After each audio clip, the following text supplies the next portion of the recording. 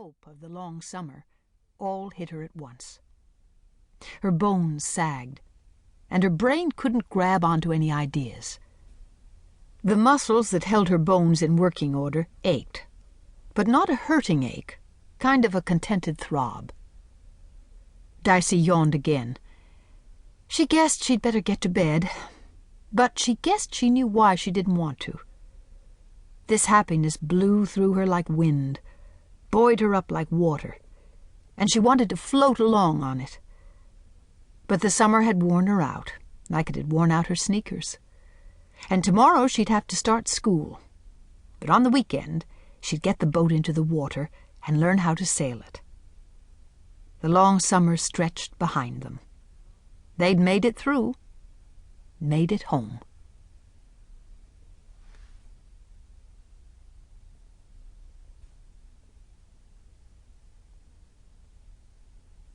Chapter 1. And they lived happily ever after. Not the Tillermans, Dicey thought. That wasn't the way things went for the Tillermans, ever. She wasn't about to let that get her down.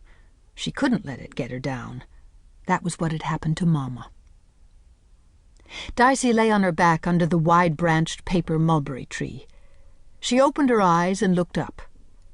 The paper mulberry had broad leaves that made a pool of shade in which she lay. Thick roots spread around her, making a kind of chair for her to lean on. She wore only shorts in the hot midday air.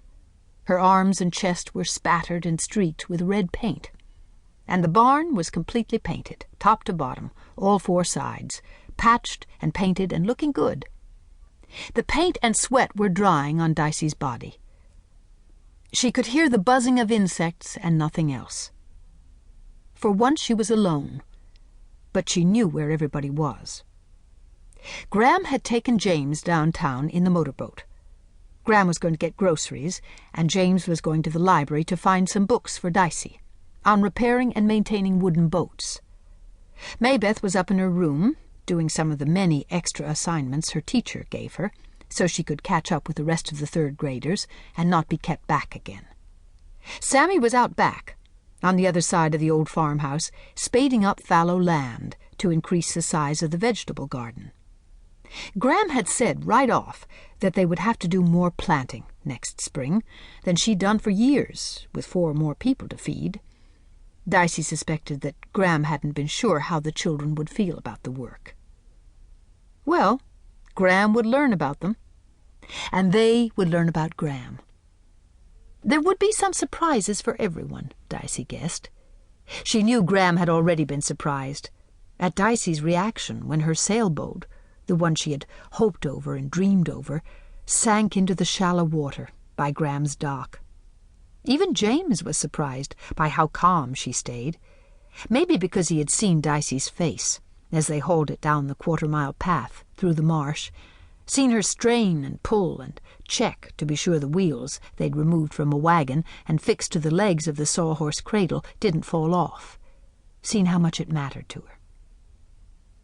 Dicey had watched the water pouring in through the leaks where the boards had shrunk apart with all those years of drying out.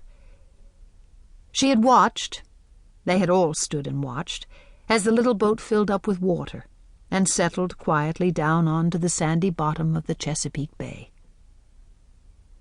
"I should have remembered," Graham had said. "I knew if only I remembered." "You can't sail in that," Sammy declared. Dicey had stared down at the chipped paint on the gunwales of the boat, which still showed above the water. The boat was her lucky charm, her rabbit's foot, her horseshoe, her pot of gold. It was the prize she'd set for herself for leading them from nowhere to somewhere. "Okay," she said to herself, thinking about what needed to be done. They'd have to bail it out before they could get it out of the water. They'd have to take it back to the barn. She told James to find something to bail with. They'd have to slide the cradle back into the water. It would probably take all 4 children to do that. "You don't rest a minute, do you?" Graham had said. Dicey shook her head. She had already gotten used to her grandmother's way of asking.